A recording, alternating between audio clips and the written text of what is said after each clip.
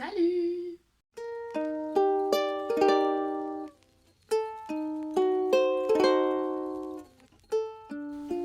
Aujourd'hui, je vais vous parler d'une duologie. Je m'appelle les tomes dans le bon ordre. La duologie du faiseur de rêve. Aïe! Oh, pardon. La duologie du faiseur de rêve. C'est une duologie écrite par Laini Taylor. Elle a fait d'autres sagas dans sa vie. C'est la première que je lis d'elle. Et cette duologie m'a donné envie d'en lire d'autres. C'est publié chez Lumen. J'ai pris la grande version parce que la version brochée, puisque la version poche est chez Pulp Fiction et que le jaune fluo, j'aime pas trop. Bah, j'ai pris le brochet, parce que même si c'est plus cher, ils sont juste sublimes. D'ailleurs, dans les. Hop, voilà. Dans les chapitres, on peut voir des petits papillons et des petits corbeaux. Je toujours pas. Ah, c'est pas un corbeau, pardon, excuse-moi. Je viens de dire, ouais, j'ai compris le principe des papillons, mais pas des corbeaux. Je viens de comprendre le principe du corbeau. Du coup, c'est quelque chose que j'ai lu il y a un petit moment déjà. Je sais que nous sommes en train de lire Le Prieuré de l'Oranger. Probablement la prochaine vidéo. Et ça prend longtemps à lire Le Prieuré de l'Oranger. Du coup, ça fait longtemps que j'ai lu Le Faiseur de rêve. Et je vais vous lire, je vais faire comme d'habitude, je vais commencer par vous lire le résumé. Il est une ville au centre du désert où nul n'a le droit de se rendre sous peine de mort. De ses entrailles sortaient autrefois d'interminables caravanes chargées de trésors. Mais, depuis 200 ans, la cité est coupée du reste du monde. Pire encore, un soir d'hiver, le nom de ce lieu de légende s'évanouit en un clin d'œil de la mémoire de tous. Laszlo Lestrange, orphelin de 5 ans à peine, ne fait pas exception à la règle. Frappé au cœur, le petit garçon restera irrémédiablement fasciné par cette énigme. 15 ans plus tard, il travaille dans la plus grande bibliothèque du monde, à Zosma, en rêvant de fabuleuses découvertes quand, de la cité oubliée, émerge tout à coup une curieuse expédition venue recruter les meilleurs scientifiques du continent. Pourquoi diable s'obstiner à réunir ces esprits éminents? Mystère. Et pourquoi Laszlo voit-il donc ses songes se peupler de visions étranges, à commencer par une déesse à la peau bleue, pourtant assassinée, des années plus tôt, par les habitants de la ville interdite? Qui est-elle vraiment? Comment le jeune homme, qui ignore tout de sa légende, peut-il bien la voir en rêve? Voilà pour le résumé officiel. Maintenant, je vais vous faire le résumé que moi j'aurais fait, enfin le résumé de ma lecture et de l'histoire que j'ai compris après ma lecture. Du coup, Laszlo, c'est un orphelin. Personne ne sait qui il est vraiment, parce que principe d'un orphelin en général, parce que Zosma, donc la ville, Zosma c'est genre la capitale du pays, mais en gros le pays où Zosma est a été en guerre et comme souvent dans la guerre il y a des orphelins.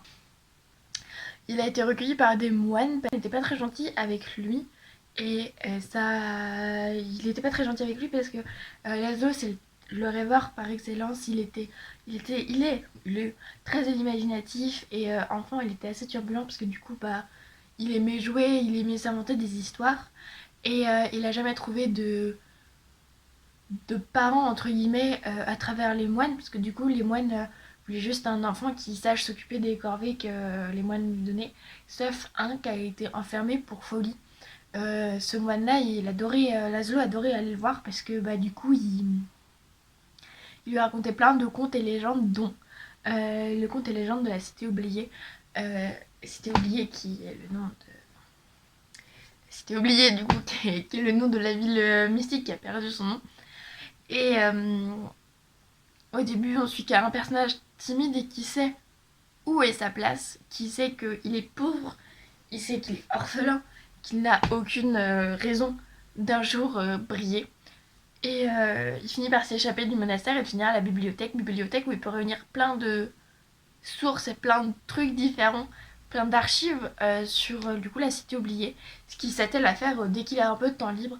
Et à Zosma, les bibliothécaires, c'est genre les assistants des gens intelligents et du coup c'est des gens de l'ombre qui sont, enfin ils sont traités de cons et ils ont aucune raison d'être bien traités et du coup ils sont tous maltraités par les gens riches qui sont intelligents parce qu'ils ont eu le temps et ils ont eu le temps, non, ils ont eu l'argent pour se payer des études alors qu'en soi les bibliothécaires possèdent tout autant de savoir puisque la plupart ont lu les livres, ce qui fait que même s'il y a des trucs où ils comprennent pas et ils peuvent juste aider les gens qui recherchent à dire ah bah oui ça je l'ai lu dans ce livre là, tiens je te le donne, mais la plupart comprennent ce qu'ils ont lu et du coup bah ils ont beaucoup de savoir.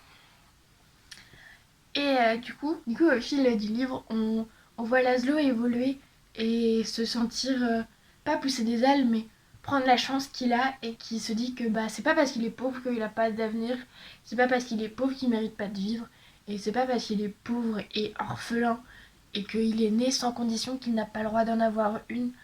Et à travers le livre, on voit une libération d'une ville, mais aussi on voit la libération d'un homme. Je trouve que en message entre guillemets secret, on peut revoir les problèmes de l'élitisme dans nos sociétés actuelles. De bah quand tu nais riche, t'as plus de chances que quand tu nais pauvre. Et c'est intéressant de voir ça, pas dénoncé principalement dans le sens où le livre repose uniquement sur ça. Au contraire, le livre repose vraiment pas du tout sur ça. On s'en fout presque à la fin du fait que Laszlo à la base il était pauvre. Mais c'est quelque chose où on voit Laszlo petit à petit prendre ses ailes et prendre son envol puisque ses ailes.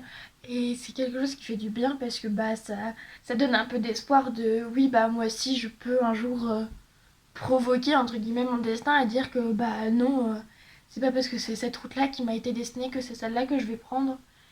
Et c'est assez motivant comme message.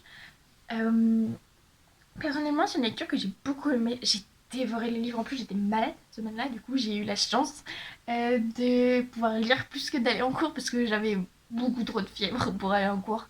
Alors quand je dormais pas je lisais un peu et du coup j'ai pu dévorer euh, le deuxième tome, je crois que je l'ai lu en une semaine. Le deuxième tome, c'est pour dire à quel point je l'ai dévoré. Et c'était incroyable. J'en garde un très très bon souvenir. Je pense franchement que c'est ma duologie préférée. En même temps, j'ai lu que deux duologies dans ma vie. J'ai lu celle-là et The Book of Ivy. Et l'univers est vraiment mystique. Et je sais pas si ça vous avez cette image de la fantasy qui se trouve dans une forêt magique avec des feux follets, des lucioles, une odeur de bois, mais du bois qui sent bon. Je dis pas que le bois ça pue, mais de ah on sent bien et de la forêt magique quoi. Et bien je trouve que ce livre c'est une forêt magique. Ça nous plonge dans un univers totalement différent, un univers où tout le monde peut être qui il veut et ça fait du bien. Que The Book of Ivy, c'est un univers post-apo et du coup forcément c'est un peu plus complexe d'avoir un petit truc de magie qui fait du bien. Euh, donc moi vraiment je pense que c'est ma duologie préférée, que ça fait partie de mes sagas préférées. Après je suis une très bonne spectatrice, il faut le dire, hein. J'aime bien tout en général, il n'y a pas beaucoup de livres que j'ai pas aimés pour le moment. Euh, je le recommande mille fois. Vraiment, c'est incroyable. Du coup, là, on va passer à mon avis avec les spoils. Donc, si jamais vous n'avez pas envie d'être spoilé, bah, au revoir, à la semaine prochaine, je l'espère. Et si ça ne vous dérange pas d'être spoilé, continuons tous ensemble. Donc, j'ai oublié Sarai, j'avais oublié son nom. Sarai, c'est un personnage que j'aime beaucoup trop.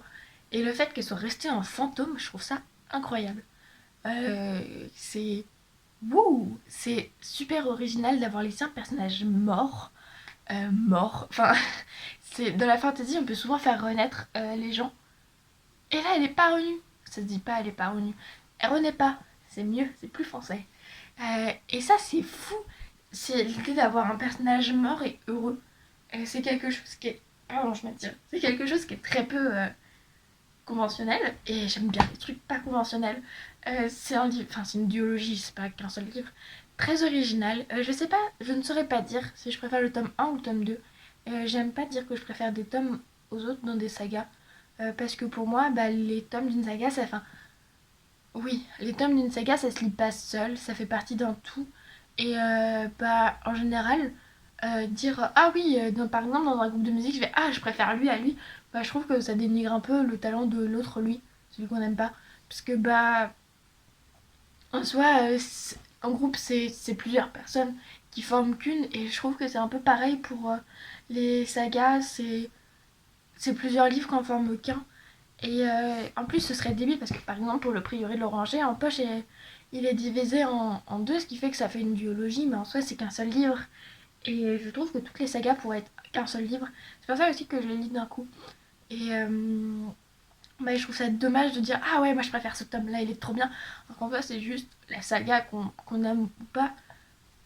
Et déjà, le fait d'avoir un tome qu'on aime un peu moins, bah, ça fait que la saga elle baisse dans mon estime, je trouve personnellement. Et du coup, je ne saurais pas dire lequel des deux je préférerais. Même, en fait, ils ont pas du tout le même univers les deux, parce que le premier, on est sur la découverte de Laszlo, de ses pouvoirs et du monde, et le deuxième, on est dans la vérité et la découverte de la vérité. Ce qui fait que la première est calme, posée en général, elle nous donne soif d'un nouveau monde. Et le deuxième, la première, je sais pas pourquoi je dis la première, je pense que je dis première partie, mais c'est débile. Donc le premier, alors que, oula, j'ai mal à la jambe, pardon. Alors que le deuxième nous donne plus de vérité, il nous retourne. Enfin moi personnellement j'étais retournée quand j'ai vu l'histoire de Cora et Nora, et bah on comprend que personne n'est vraiment gentil ni méchant, et c'est ça ce que j'apprécie beaucoup dans cette biologie, c'est qu'il n'y a pas de méchant, il n'y a pas de gentil. Même Errol Fan qui est Errol Fran, je sais pas. Même le tueur de Dieu n'est pas que un héros, il a tué plein d'enfants. Et ça fait de lui de quelqu'un de mauvais, parce qu'il a possiblement tué sa fille, même si en vrai, pas vraiment, mais dans les faits, il aurait pu tuer sa propre fille. Et voilà. Par contre, je trouve que la fin, est-ce qu'il va y avoir une autre saga du faiseur de rêve, enfin pas une autre saga, mais j'ai oublié le mot. Mais dans le même univers, j'ai vraiment envie de oui. Mais d'un autre côté, j'ai peur que l'autre saga serait forcée et moins intéressante. Mais en soi, on pourrait découvrir mille et un univers en plus, puisque bah, on voyage à travers les mondes. Je pense que c'est tout pour cette rubrique, je sais pas. Mettez le mot que vous voulez. Et j'espère vous dire à la semaine prochaine.